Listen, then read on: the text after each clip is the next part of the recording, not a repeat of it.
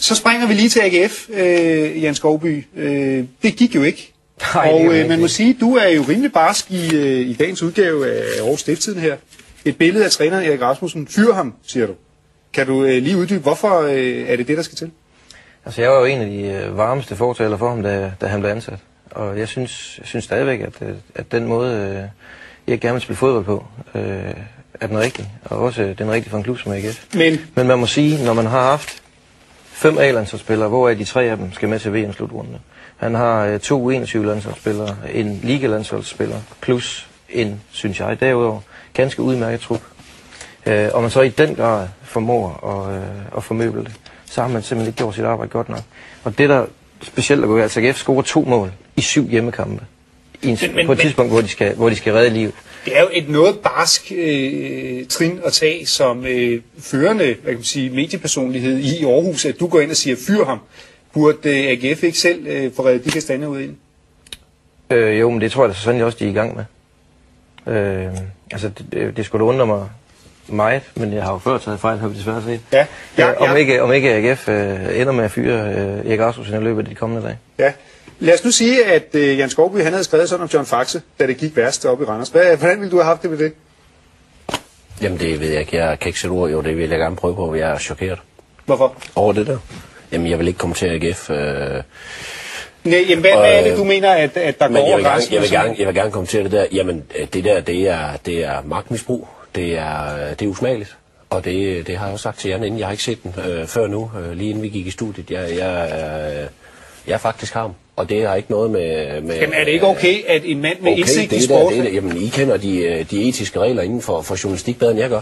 Det der, det er overhovedet ikke okay. Der står ikke sportsredaktør eller noget som helst. Hvis det der, det er jo sket i Randers, så kan jeg sige, enten så er jeg gået, eller også er klubben med opbakning fra en bestyrelse haft en holdning om, at vi boykotter den lokale avis med det samme.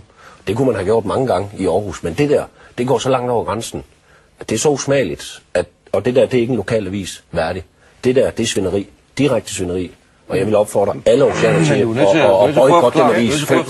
Jeg synes, Skovby, du skal lige have mulighed for... Der står ikke noget, det er jo ikke en leder, det er der ingen annonce, det der. Det er Stiftstidende. Ved du hvad, det er en medarbejder i en organisation under et pres. Ham der, han har det da ikke godt i forvejen. Det er så usmageligt. Du er nødt til at prøve at forklare, hvad forskellen er, du snakker om en annonce. Altså det her er jo... Det er da din annonce, det står ikke nogen steder. Fyr ham for, hvad er det for noget? Jamen det her, det er jo avisens holdning til AGF, og vi...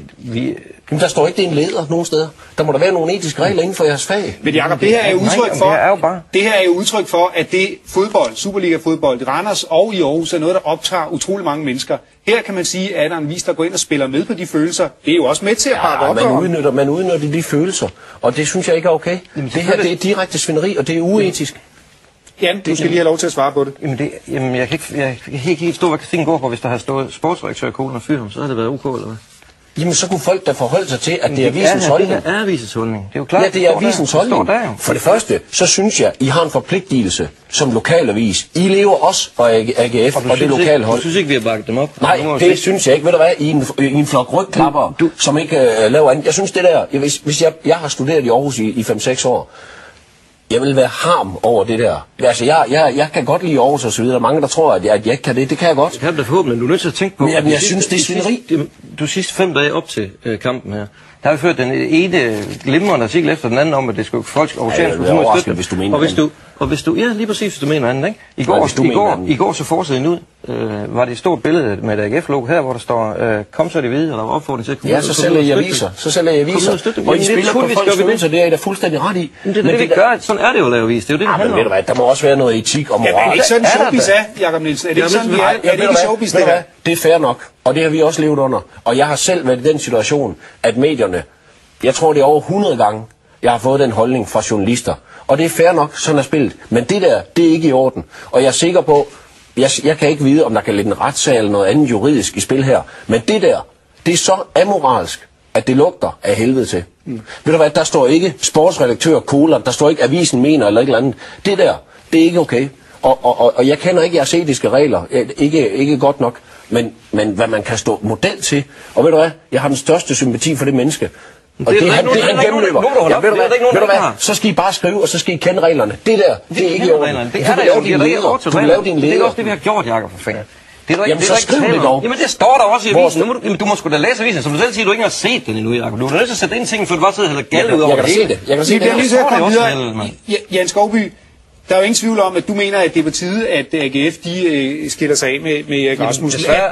Er det det, der skal til i AGF? Kan det redde de problemer, de er ude i nu? Det bliver den sidste kommentar. Altså, det i sig selv er jo ikke, og fyre træner gør det jo ikke alene. Der skal jo ske så mange ændringer derude i AGF, fordi som Jacob også vil vide, så når de nu rykker ud, så koster det så mange millioner, at der skal skæres i spillertrup og i organisation. Erik Rasmussen vil være den første, som vil ryge, fordi de er jo nødt til at ansætte en ny træner, der kan forhåbentlig bringe dem hurtigt op for divisionen, men der kommer til at ske rigtig mange ændringer i AGF. Det kan ikke være anderledes. Okay, nu skal jeg tusind tak, fordi I kom begge to. Tak til de herrer, Jacob Nielsen og Jan Skovby. Og jeg synes lige, vi skal lade os slutte med at give ordet til Randers-træner Ove Krag.